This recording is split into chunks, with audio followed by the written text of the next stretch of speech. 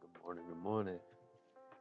Welcome to day two, lesson two, episode two, experiment two of AI engineering.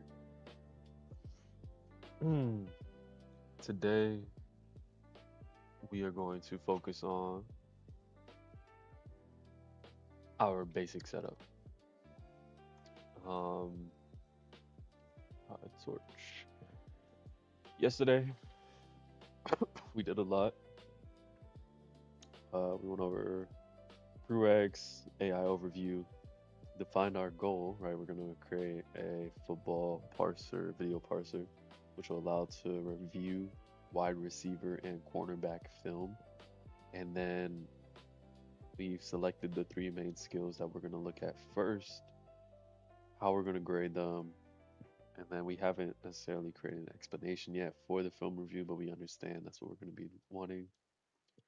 We selected, well, now we understand, in order to interact with video, we have to convert each frame into a tensor, use Torch Vision for that, and then build out a video model which will calculate results, give us the or calculate actions, give us the result, etc., etc. And that is with PyTorch.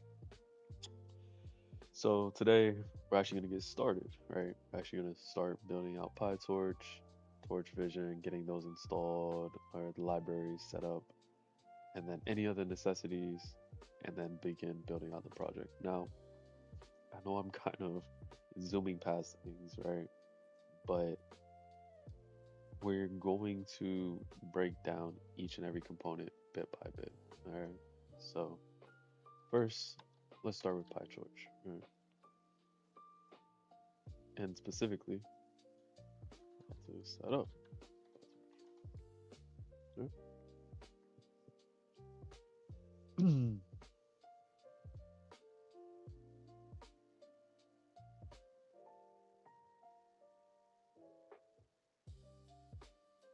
So looking at the prerequisites here, Python. I already have Python installed. So if you want to come here, Python 3. So I already currently have Python 3.12 installed, which means all I'm looking to do is go ahead and pip install.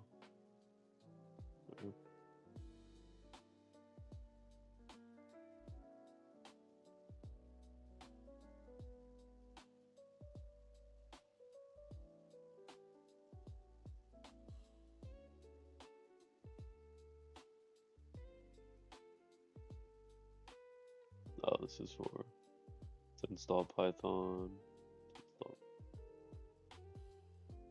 install CUDA. That's from source. I'm missing something. Do not choose in the above selector. Choose OS, Windows, package pip, CUDA none.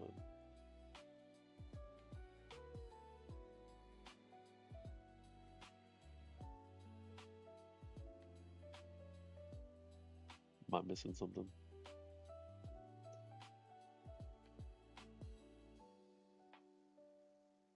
Alright, let's try this then.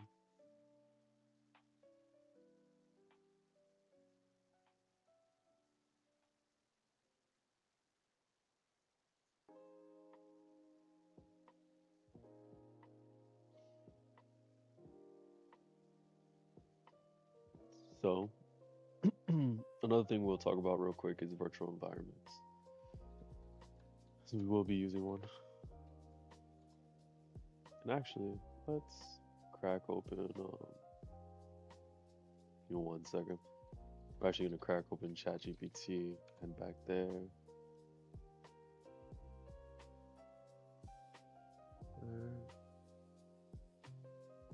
So here we are.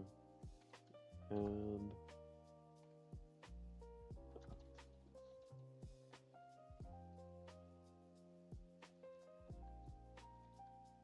No. We want to focus on what are virtual.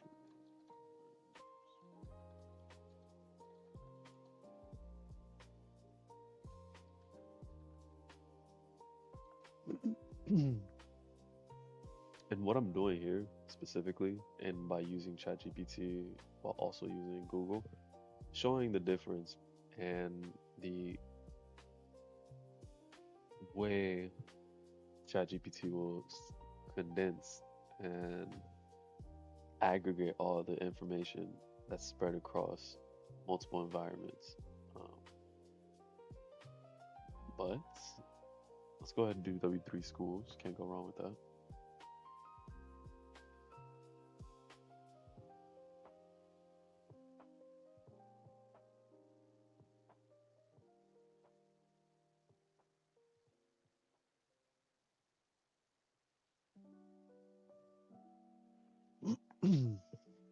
So as we see here, a virtual environment in Python is an isolated environment on your computer where you can run and test your Python projects. So what does that mean? It allows you to manage project-specific dependencies without interfering with other projects or the original Python installation. So project-specific, well, what's a project? What we're doing right now would be considered a project, right? I am creating a AI and training that model. So that in itself is a project, which inside of this project, we're going to need PyTorch. We're going to need Torch Vision. We're going to need these certain dependencies. But what if we don't want these dependencies to be the same version, right? So let's say I'm working on PyTorch version 2. And then there's also a AI that I want to make for basketball that really needs PyTorch 1.5. If I installed PyTorch on my entire system overall, trying to get it to determine do I use 1.5, do I use 2, etc., is a hassle, right? Where I can create that virtual environment and then install PyTorch 2 for here, and then on my basketball AI, have a virtual environment to then install PyTorch 1.5. So that's the whole concept of virtual environments. Like it says here, it prevents package version conflicts between projects, makes them portable because I can have a list of everything needed for the project, keeps it clean because it's not translating uh, different installations to different projects. And again, allows testing with different Python versions. So, first and foremost, we're looking to start by creating a virtual environment for us to use. So we are here in this AI training directory, and it's going to be Python M, right? Because we're using a module. And then what's it going to be? Virtual environment, and then you name it. So for me, I'm just going to name it virtual environment. And we are using 3 since we're on Python 3. So now that creates this virtual environment area. And inside of here, you have bin, which has your activate script, which will allow you to activate the environment once you've created it. So as you can see here, inside of ChatGPT, virtual environment is an isolated file system that contains its own interpreter, libraries, and dependencies separate from the system-wide Python installation. Is this not just a consolidated version of what we read earlier, right? So now let's go on to say, well, we know we need PyTorch, specifically how to install PyTorch into a virtual environment. Specifically, this is key.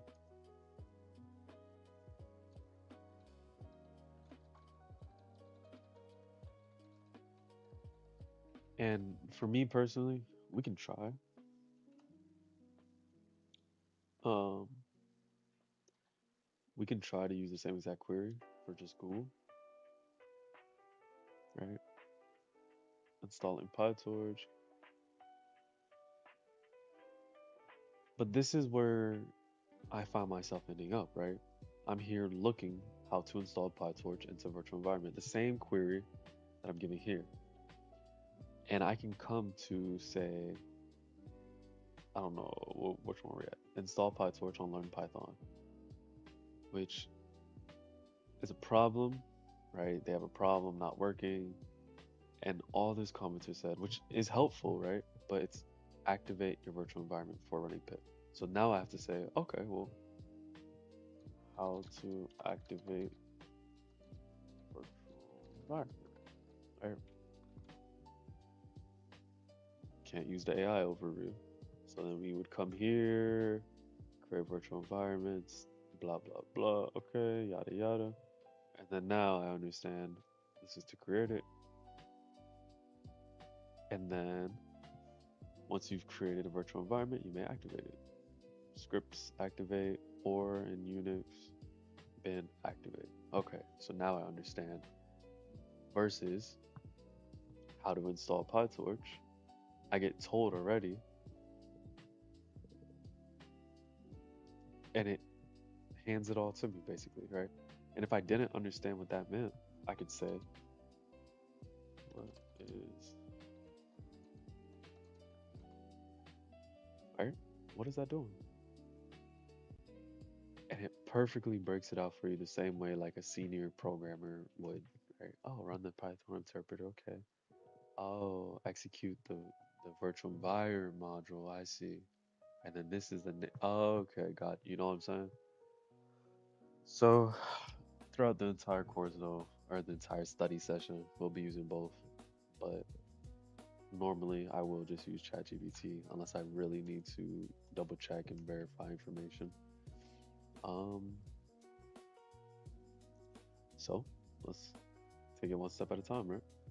First, we need to activate our virtual environment, which we're sourcing the virtual environment name, right? So ours is Vin as well. Bin activate, right? So we come here, source, and activate. Now, as you can see, we're inside of our virtual environment. So now I can go ahead and well, install. Let's see if step two. We want to upgrade pip just to make sure it's the most recent, handle these security vulnerabilities and things. And this is something that for me is very key, very important. I do not ever copy code, right? This right here, this button is your downfall. Do not use this. Understand why you're writing and write it, right? So I'm using a Python module. And then which one am I using? Well, I need to install stuff, work with packages. So I'm using pip. All right. And what with pip am I doing? I'm installing. What am I installing? What's an upgrade? And just to put. So now I understand the process of that command and how to use it, rather than just playing copy paste and then moving on. Right? So now pip's up to date. We say next step. Now we must install PyTorch. So I do have a NVIDIA GPU, but just for ease of use, portability, all that, let's just say CPU only, right? Let's just say CPU only. Alright. So now pip install Torch, Torch Vision, Torch Audio, which I doubt won't be needed, so we're not even gonna bother with this. Just Torch and Torch Vision. Alright. Index URL. And let's say we didn't know what any of this does. We can again say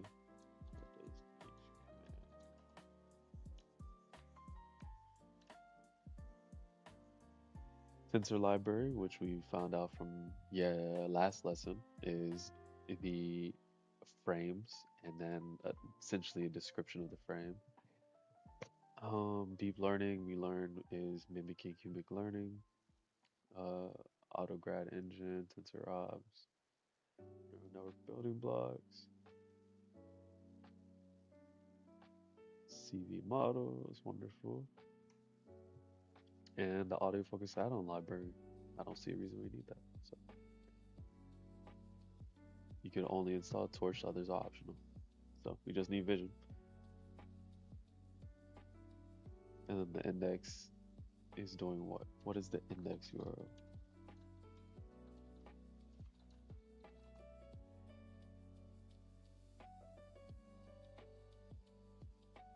Perfect. So it's basically saying which mirror, which location do I want to go to pull down these files, rather than using whatever's built into pip. Makes sense. So now I say pip. Do I do pip3 or pip? I'll say pip3. And we're installing Torch. Torch Vision, because we need the vision for tracking the users. We don't need Torch Audio. And then we say these are the tiny moments where you're either learning or you're just doing, right? So here, I don't remember exactly what the flag was. I want to say it was URL index. No, it was index URL and then the URL of the site, right? Yes, right. So in that moment, I could have easily just said, I don't remember. Let me look it up. Let me go back. But taking the 5 seconds to actually think and try to remember this flag will allow me to now, from now on, always remember that, you know? So we go ahead and install Torch Vision. And again, this is inside of our virtual environment. This is inside of that wrapper, right? If I were to, let's try this. If I were to come here and show, essentially, this is the V, V, and then you got package 1 in here, package 2 in here, package 3 in here. And think of this as your entire Python install. So you could have package 1 here, package 2 here, package 3 here. But as I work inside of here, we have package 1 or package 3 v1 here. I want to use package v4 here. Everything I do inside of here still be version 1, right? Everything I do outside of here will be version 4. That's the whole purpose of the virtual environments.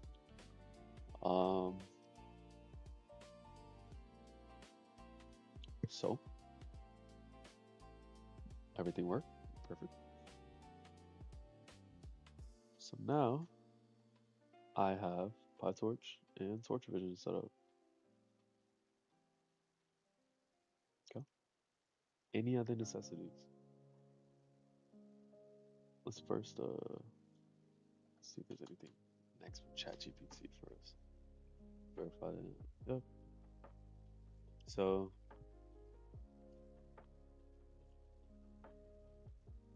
for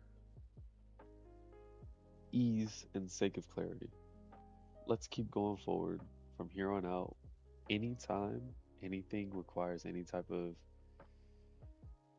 uh, I don't want to say prerequisite, but just some type of understanding of programming. If it's just right in front of us and something we could quickly go over, we might as well. So let's break down this command.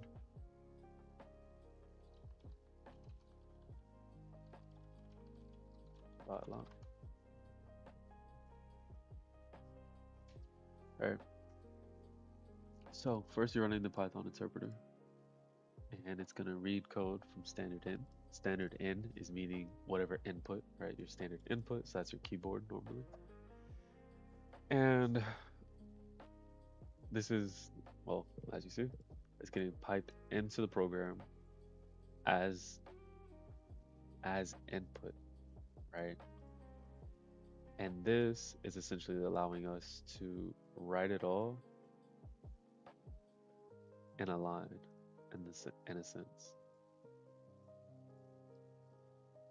where it treats all of these as new lines instead of separate commands. So then you're importing Torch. Import means to bring in the library that we just downloaded, right? And then this is just using um, commands to make sure that import is working, right? This is a function inside of this library right here. Okay. So Python, EOF, and then we want to import Torch, and then we wanted to say what? Print PyTorch version, and then we are gonna call the, wait one second. Let's see. Torch dot,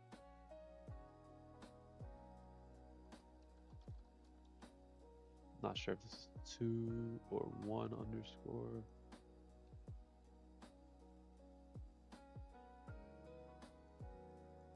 Okay. And then we wrap it up with EOF. You don't necessarily need this. Then you get your Torch version. So PyTorch is installed and we are good to go. We're good to get started. So we will strike that out for now. Begin building our project. So what is first, right? Let's first think about the architecture of how we're gonna, what we want out of this AI. So first and foremost, we need to ingest video,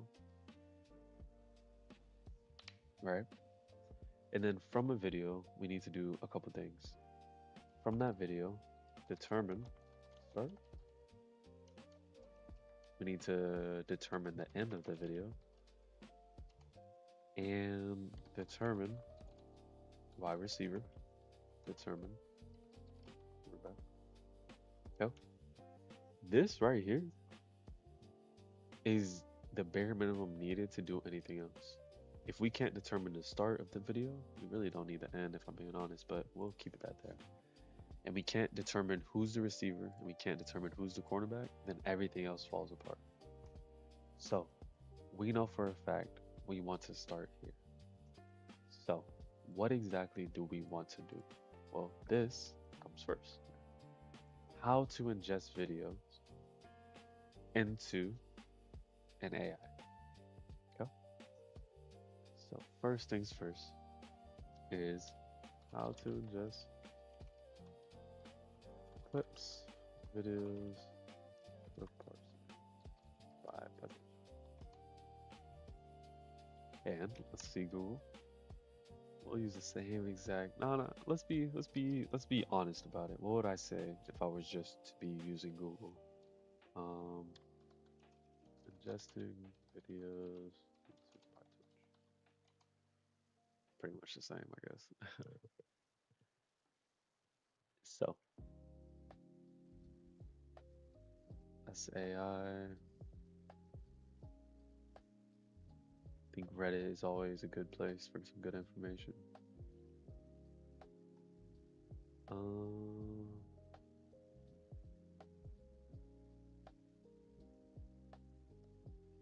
building a new video object and examine the output.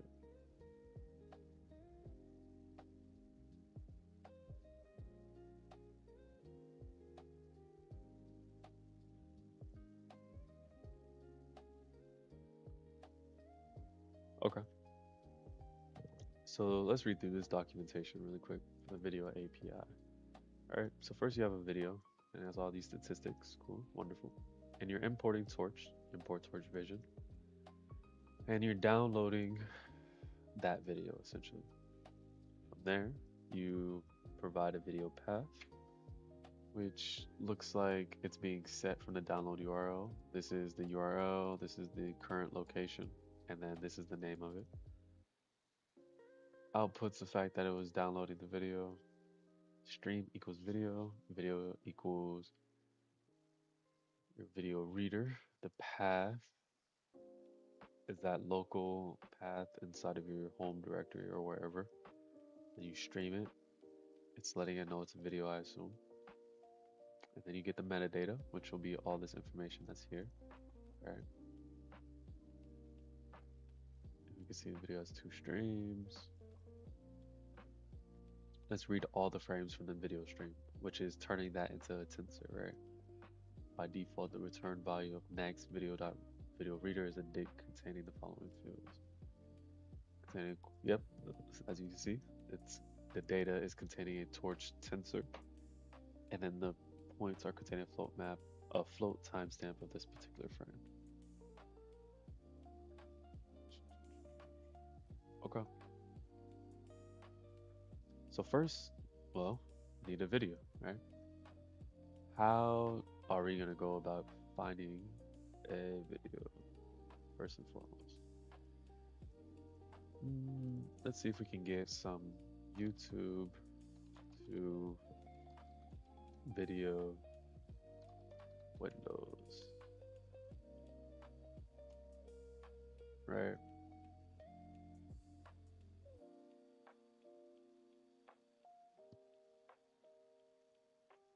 Or we could say NFL receiver clips for download.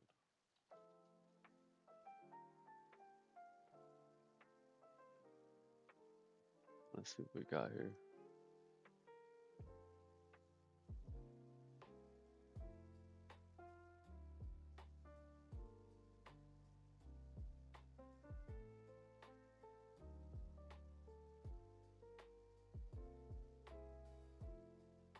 Can't do much with any of this.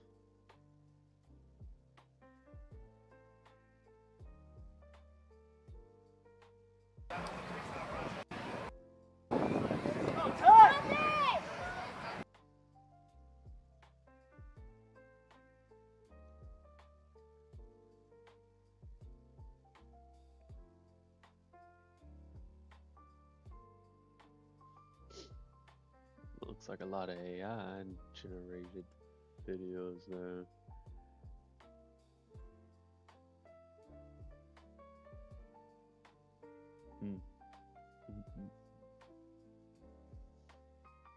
Okay. So let's do this.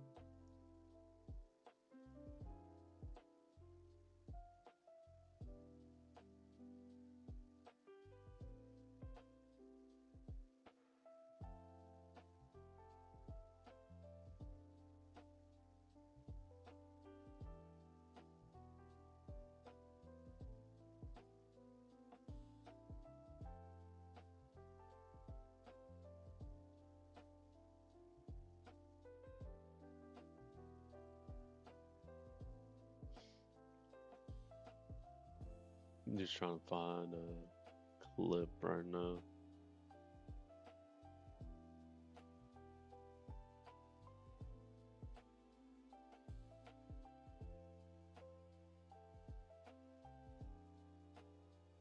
Let's see here.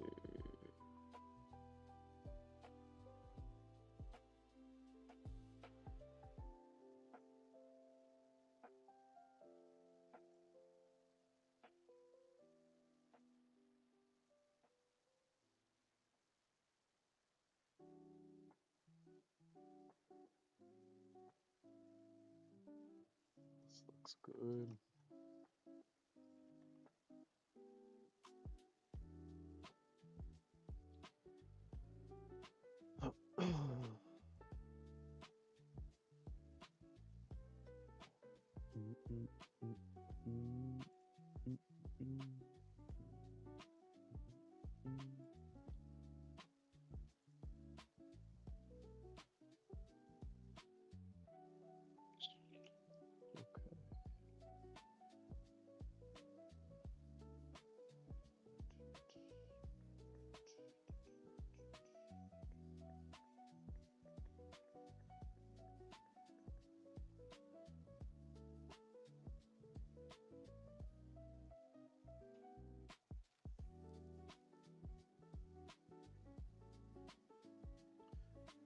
All right.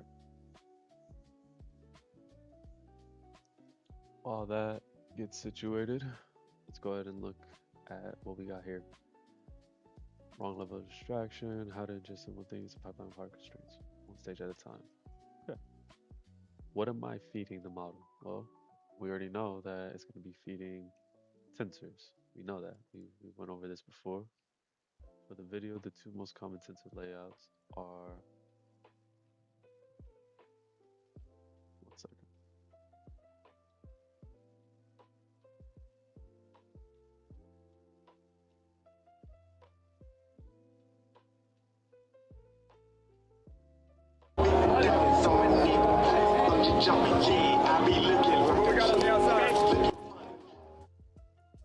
Wonderful. So this is gonna be our first. This will be our first clip to try to work with to edit. Let's edit it real quick. Cut it down.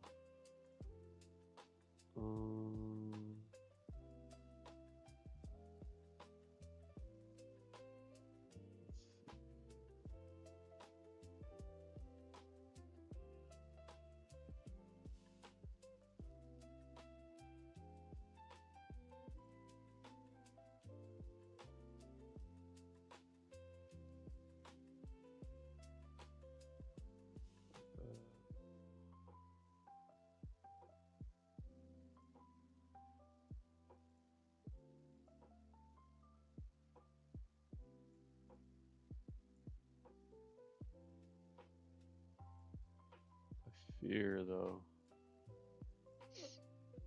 it doesn't get a good enough view of the actual receiver. So let me actually find something else, and then we'll touch back on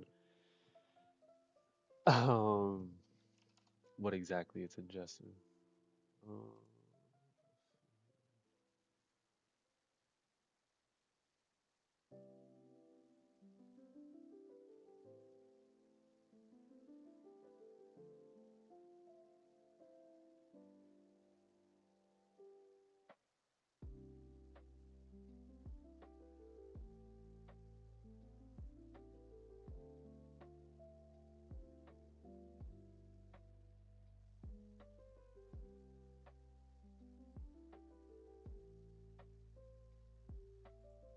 Alright.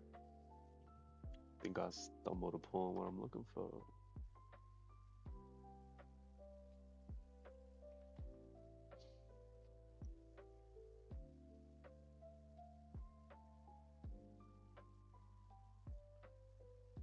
Actually,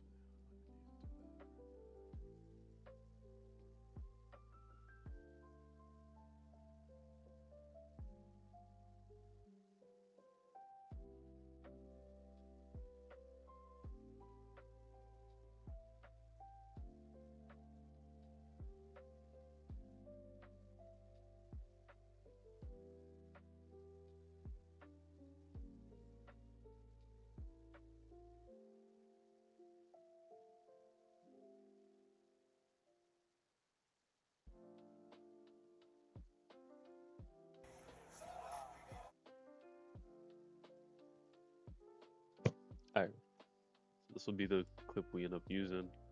Clearly you can see receiver, clearly you can see the route, but first detection, right?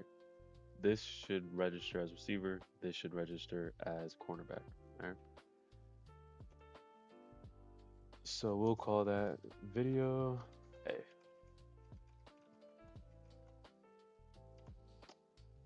And crack that open here, do that.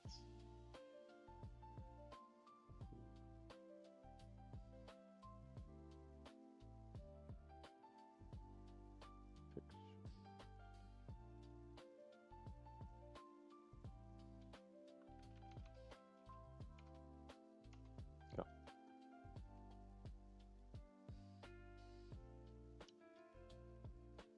So back to what exactly we're looking to accomplish.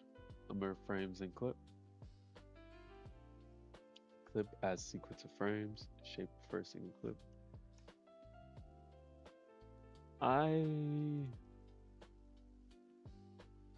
Let's dig a little deeper into tensors, right? Let's dig a little deeper into how tensors work, what they're doing. So what I like to do as well is have two chats open, right? And explain tensors.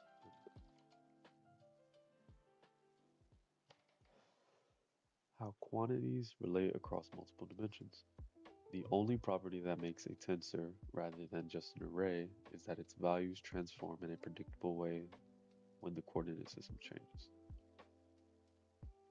Okay. So to me, I'm looking at this and I'm saying, well, its values transform in a predictable way. So let's tensor example of value transforming in predictable way.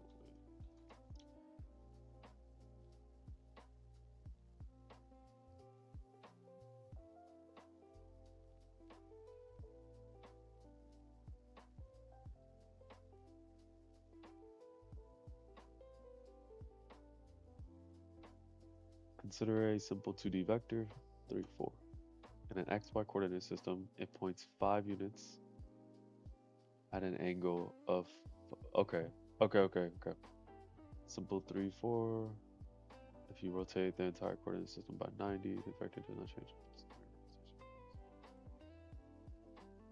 Let's see, picture, or visual. So for me, trying to understand this, I feel like a visual representation would be better. Picture the original coordinate. This is to the right, y upward, vector drawn from the origin to the point 3, 4, sits 3, 4 up. Yes. Okay. I see. So 3 up, and if you rotate it 90 degrees, it'll become -4, 3, right? It's just flipped across this y-axis here. It's essentially saying y-axis, you start off 4, 3, and if you were to flip that 90 degrees, it would come here to 4, sorry, -4, 3. So, example of a video and what a list of tensors. Right, I'm really trying to get to a more abstract level of a 1-second video of a receiver spinning downfield at 30 frames per second with resolution 1920 and 1080 and RGB channels. Right, it seems a time index stack of tensors.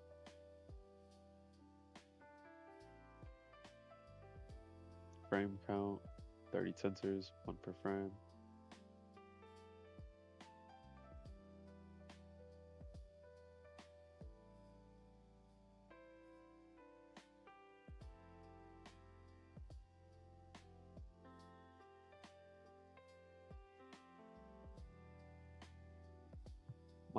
what I'm trying to understand is it taking each pixel, right? Are we saying in this picture, in this video of a receiver running, right? Does it then do something kind of like a coordinate system, right? Where it breaks everything up, like so. And it comes across like here, comes across like here, right? And then it treats each little box as its own tensor. Is that what we're trying to understand this as? So let's come here.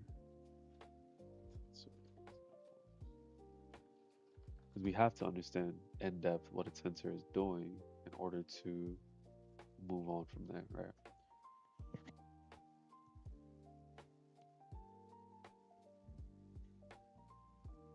So let's actually come here.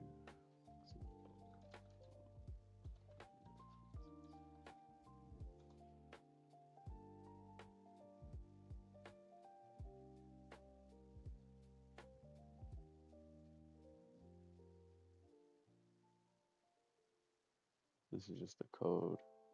See, the code's easy once you understand exactly what's going on in the first place, right?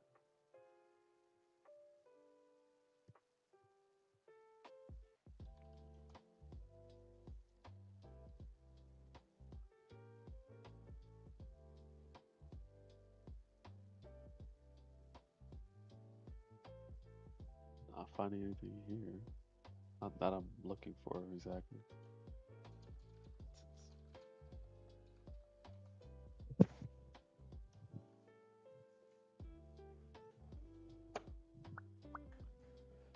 Tensor is a fundamental data structure used to store and manipulate numerical data. A tensor can represent data of various dimensions from a scalar to vector, matrix, yada yada.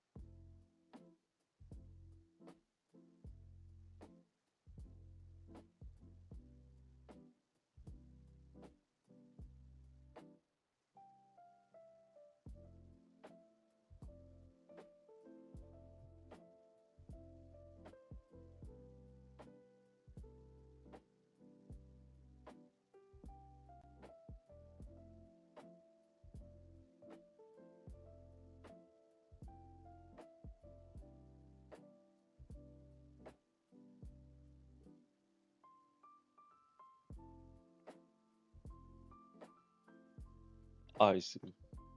I see the issue. I'm looking for not what a tensor is. I see what a tensor is. It's a multi-dimensional array. What I'm looking for is what gets turned into a tensor. So, a 1 second video of a receiver. Okay. Break down that what information is being added to the tensor. Right. I understand what a tensor is. That's not the information that I'm trying to do. It's what exactly, okay, vertical position in the image, horizontal position in the image, and then three color planes. So, tensor 3D, 3D codified. So, and to understand, if I understand, I like to kind of answer back.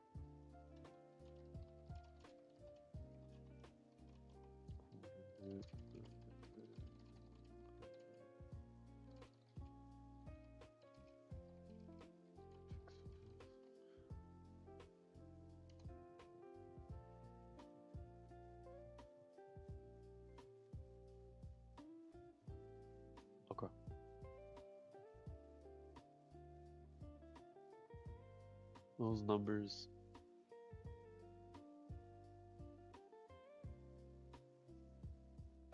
Okay. What a full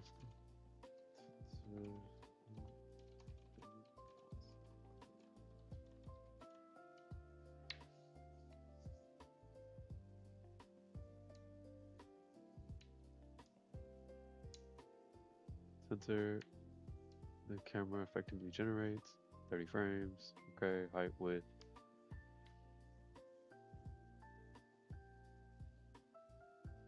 Extensive stimulus and shape different values. After patching convolutions, two paths depending on if net layer generates more. So these are changing the locations, and this is changing the color, I believe, right? The RGB channels.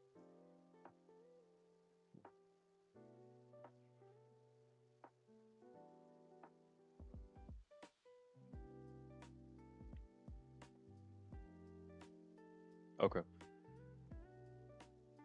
Learning all of this seems important. This is one of the things where I could kind of skim through this, not really understand what's going on, but this is something that I really do want to dive into because, like we said prior, this is the start to everything. So if I don't have a deep understanding of tensors, then I'm going to be missing, I mean, the whole purpose of everything that we're doing, right? So let's one by one, step by step, understand each and everything of what's happening here. So break down 30 frames. Realistically, what is happening? Frames per second, right? Let's really understand that.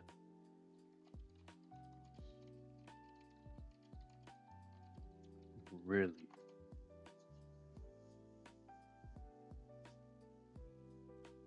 A video is nothing but a sequence of still images shown in rapid succession, right? You do a flip book, you draw that still image, and then you flip through the flip book. That's how you get your movement, right? So the same concept is here. You have X amount of frames, X amount of images per every second. So depending on how you fill out that flip book, you could have 30 images, you could have 60 images, right? But it just depends on how much quote unquote FPS that you want.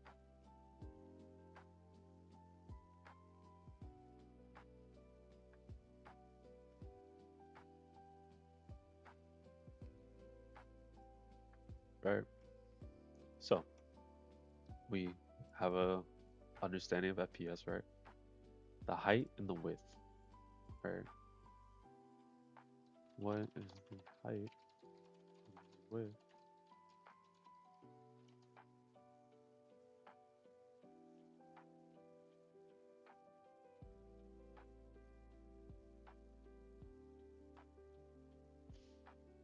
Height and width are just spatial coordinates, nothing more than that.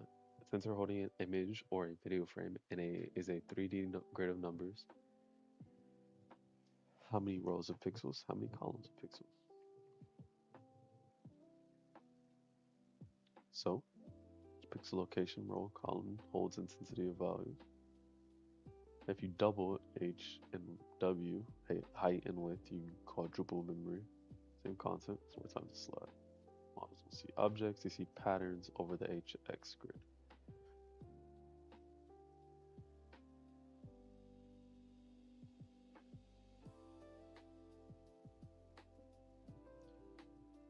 So, in other words,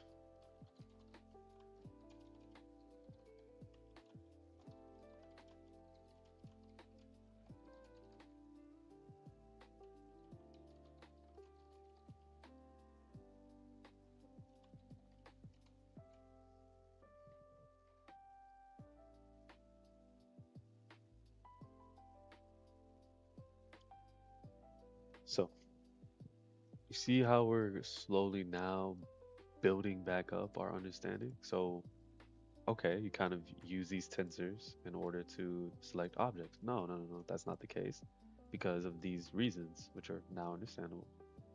So what actually happens? The first few convolution layers detect primitive patterns. What are convolution layers, and how does it detect primitive patterns? Right? Convolution layers detect primitive is a filter that slides over an image tensor and performs a weighted sum on small spatial neighborhoods. Each output value is literally sum of pixels plus times learned weights plus bias.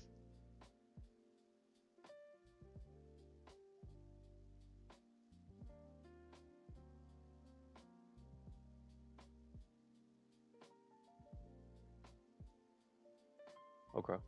So this convolution layer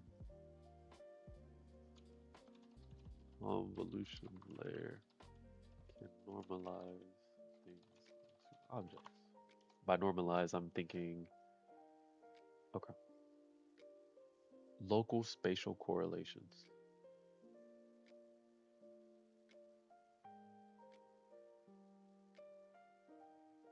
I see.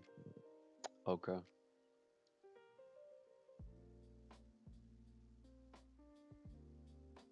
So would be a door, right? Perhaps. Door occupies a lot. Okay. Rectangular frame, vertical. First layer only has axis systems. Okay. Okay.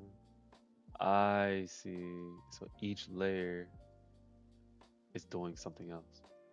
So first layer detects primitive patterns, your short horizontal edges, short vertical edges, right? Let's pop open paint real quick. Uh,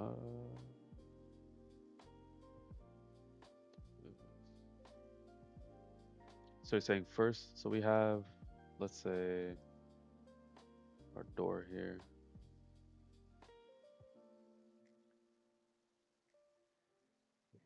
And we say 3x3 filters detects primitive patterns, short horizontal edges, right? So let's say we're looking like the filter is coming through.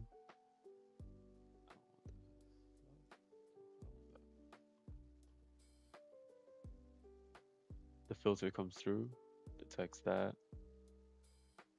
detects this, detects this, detects this, detects this, detects this, detects this, right?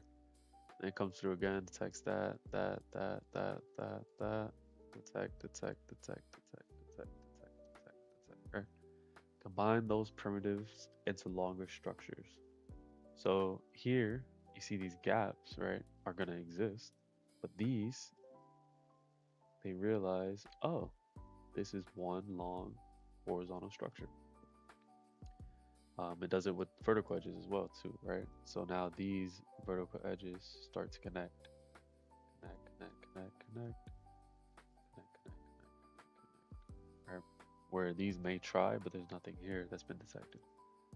So begin detecting parks, rectangular interior panels. Um, I guess that could be like something the the, the actual frame part to it, right? The elongated vertical frame shape aggregates parts into a coherent object. So then you understand now it's a door after I ran through 3, 4 layers. And then now, based off of what we trained the model on, okay, if it has these many horizontal, it has this, sorry, it has these many verticals connected, it has this horizontal connected, and these many verticals connected. We're going to classify that as door. So this is my understanding of how you come to a conclusion. So a convolution layer would first on the freeze frame start of a football. Alright.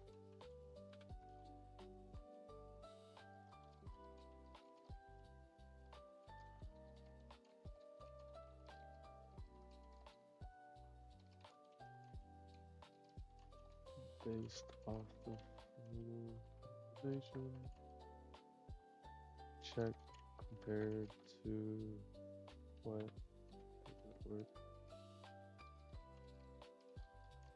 already knows would be a receiver.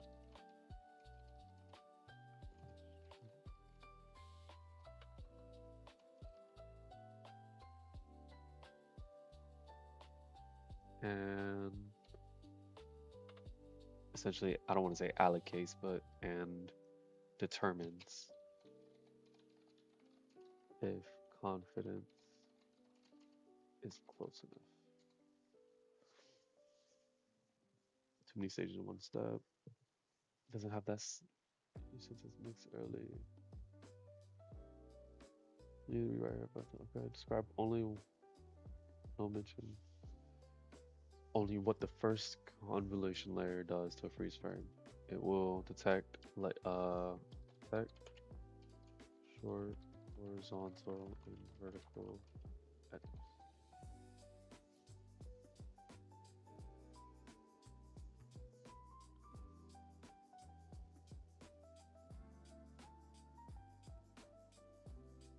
This again, right? This is how you use AI. You don't just ask it for answers. It's a sparring partner to go over any understanding that you need, right?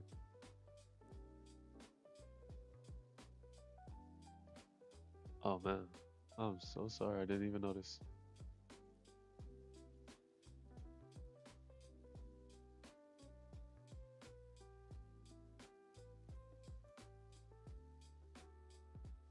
It has a stack of learned filters. Each filter is just a tiny weight sensor for an RGB image. Each filter slides over the image and produces a feature map for each output value. If the weight pattern happens to look like a horizontal edge template, then the features filter map lights up on a horizontal edge. By color, if it looks like a corner, lights up a corner.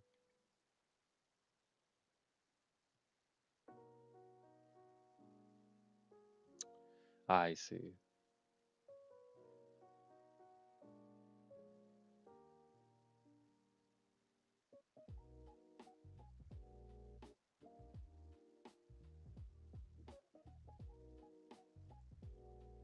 Okay.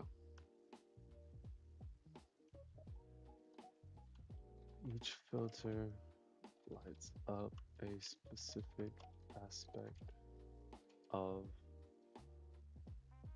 the underlying object, I guess you could say. And as the filters emerges unbeknownst to the air.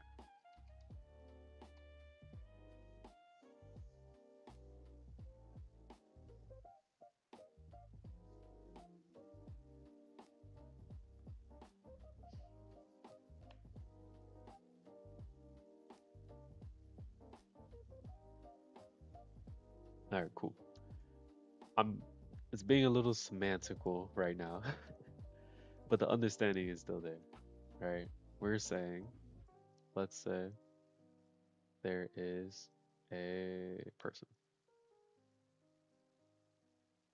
inside of this grid, and it's gonna break down each pixel, right? And each pixel,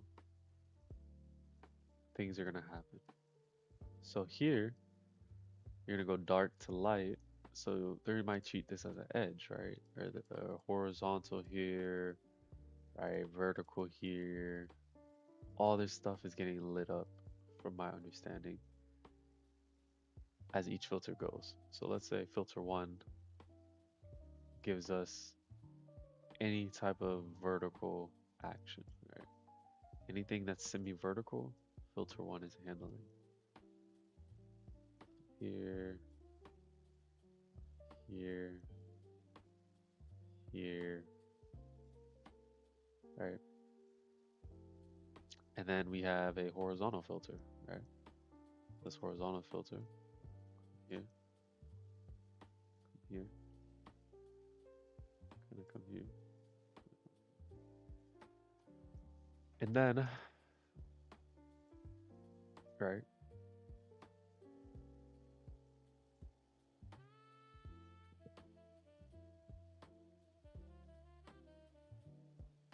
motif, part configuration, and then finally the object, which is this finalized entire person object thing, right? Let's come here. Now, of course, I could be wrong. That's what we're here for, to learn, right? And in the future, I might stumble upon the fact that I am wrong somehow, and then we will fix it there. But that, of course, is the point of doing all this, right? This isn't me trying to say I know everything there is to know about AI engineering. Clearly, I'm just starting out, but it's to show that this is where I'm starting out, and 6 months from now, to be able to look back on these videos and see where I came from, see all the mistakes that I made, see all the things that I said were that I thought were right that ended up being wrong. But in the future, to have that finalized vision, have that finalized video where I can correct all my mistakes, where I can give a full in-depth understanding of what I did to get here, all the mistakes I made, and how I got better along the way. So that is how we're going to keep moving forward. That is the end of the hour for today. So let's go ahead and kind of wrap up. Day 2, we need to push that off to day 3. We'll be actually ingesting that video. What we did today was set up for PyTorch and sensor vision. And then we reviewed sensors. There. And I feel like we have a better understanding of sensors. This is actually something that, you know what? Let's keep reviewing a little bit longer. Might push this another 15 minutes to say we truly understand sensors. All right. And then we'll start tomorrow that way. So let's come back here and let's try to start from scratch, right? So from scratch, let's work out how torch vision turns a 1 second a single freeze frame into how many tensors. So let's start there.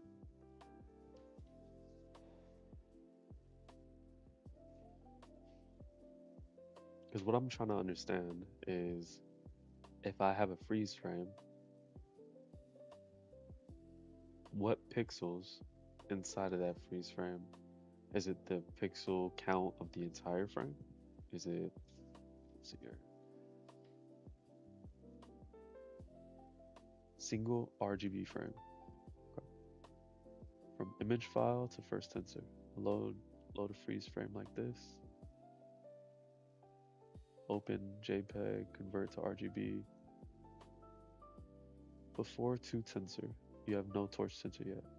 Just a PIL image. What's a PIL image?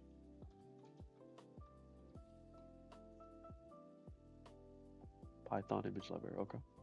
Just a Python image library image. To tensor, right? So here produces a single tensor shape of 2, 20, 224, 224, or 3, 224, 224. Produces another tensor shape with this mean SCD is plug, new temperature, permits details aside. On squeeze.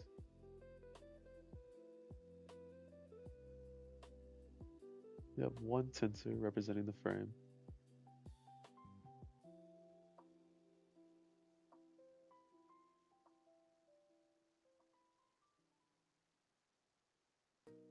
Okay, so are you saying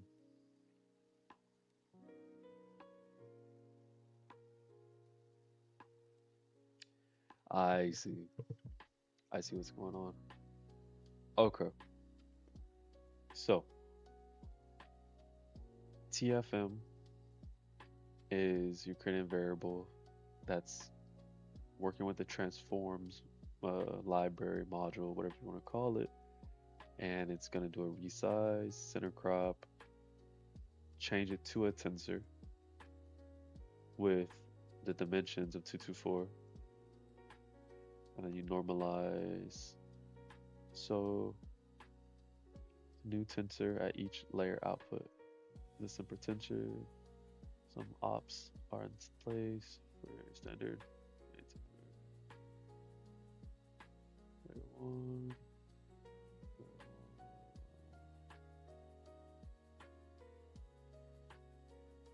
Input to model is 1322424.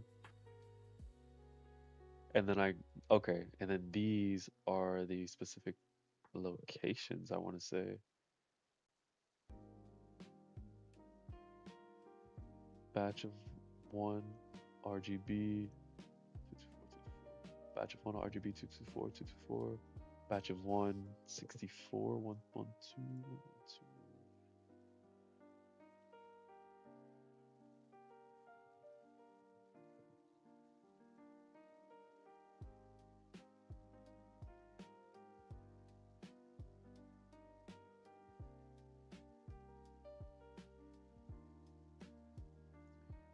So, okay. So each single tensor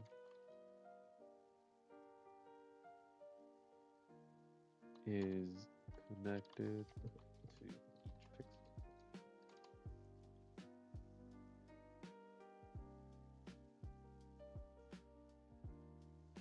So tensor is the only ones.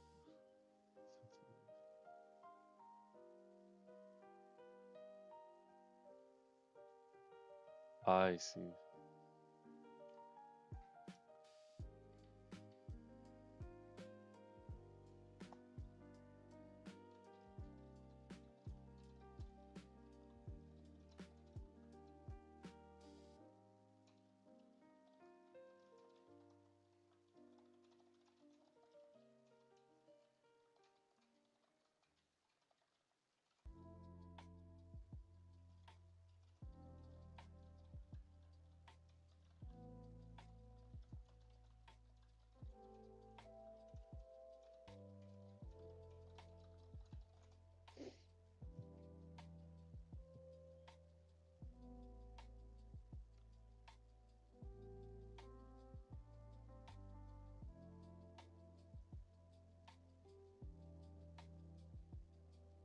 Store shapes, they indicate where a particular local pattern produces a high dot product with a filter.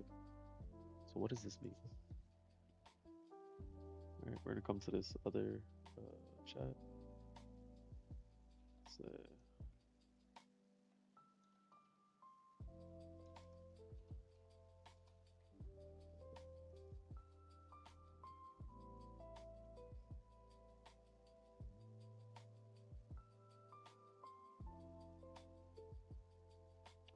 local pattern is an image, is a 3 by 3 or 5 by 5 patch of pixels. Okay. Take a patch of pixels, right? So you're taking that 3 by 3, 5 by 5 patch of pixels, multiply each pixel value by a corresponding filter weight, add a bias. The sum is the dot product between the patch and the filter. The sum expects. Look like the pattern the filter looks for. Particular local pattern produce a high dot. Okay. Okay. Okay. So first you get this patch of pixels, 3 by 3, 5 by 5. Then you do a calculation on top of that to see if it matches what you're looking for. So the filter, how does the filter, what is the filter looking for, right? It begins as a random number, a random matrix of numbers, becomes tuned only because gradient descent pushes it when it fires into the wrong places, when it fires.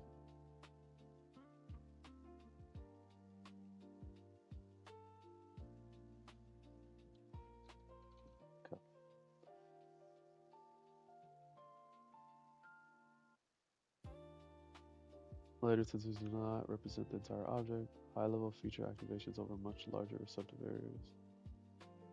You touch a head that forces a classification or a bounding box output. Local correlations. Stack layers. Okay. So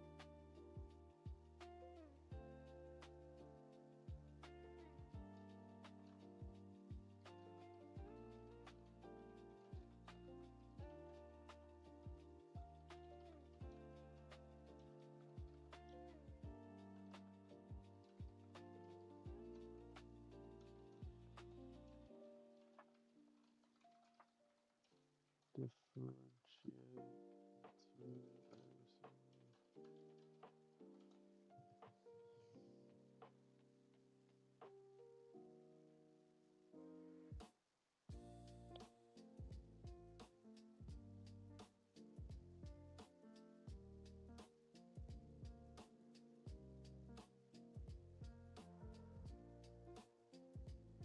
gotcha. Need labels. Without labels, the mind don't minimize and no reason to differentiate. Gotcha. So what determines if you're hitting, what determines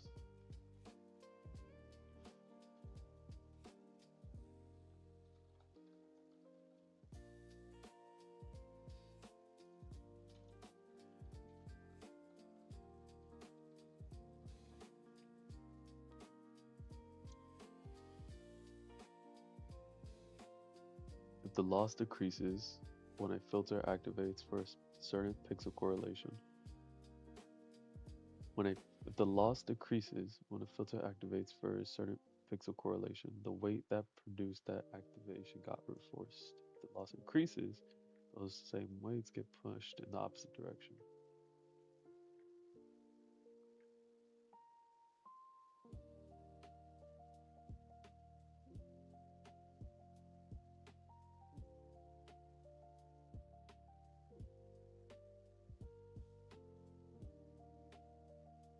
Convolution become edge detection, and later object part only if the chain that determines what each convolution filter becomes is labels, loss, gradients, weight updates. Not your intuition about what the model should care about, not the patterns you think are important in football film. Gradients push filters only towards patterns that reduce dependently. Only if the pattern reduces dependently. Penalty loss.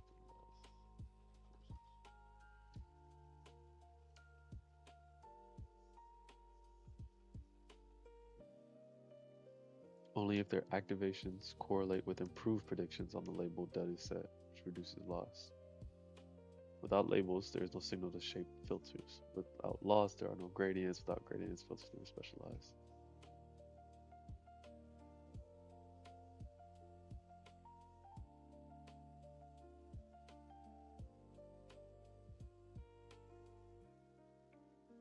Ah, I see. So, who determines if not who is? I feel like it's gonna be me. How do I determine if it made a correct prediction or not?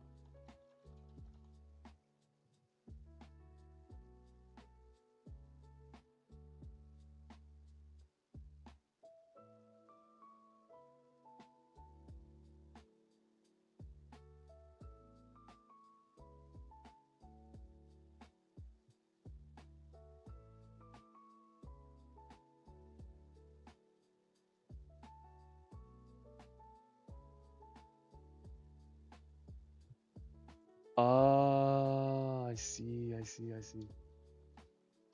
So first, I see. I had it backwards.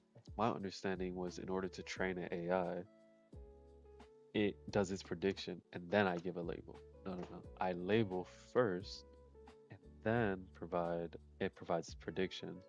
If it's wrong based on the truth level, it doesn't try what it did to determine the difference. And if it's right, then it'll keep reinforcing what it did to learn. I see.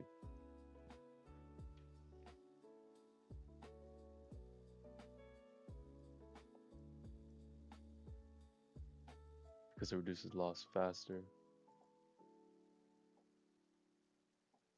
Yes. If it reduces loss faster, then it's gonna do it. Will not stop the shortcut automatically. Oh, that's my fault. I misunderstood the question. I misunderstood the question. Stop that shortcut automatically. No, it won't stop it because it's gonna use this because it's reducing loss faster. I see. I'm tracking. I'm 100% tracking right now.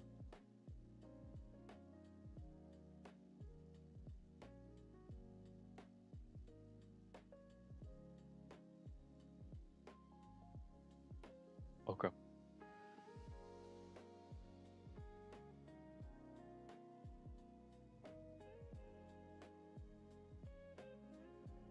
I see. Making sure my data is correct. Okay, okay.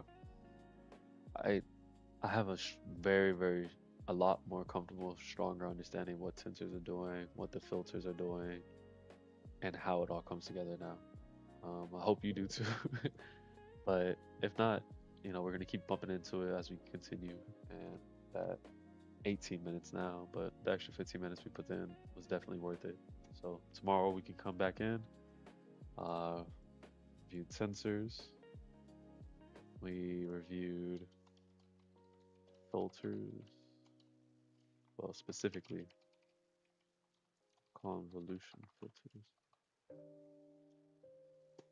and I feel good.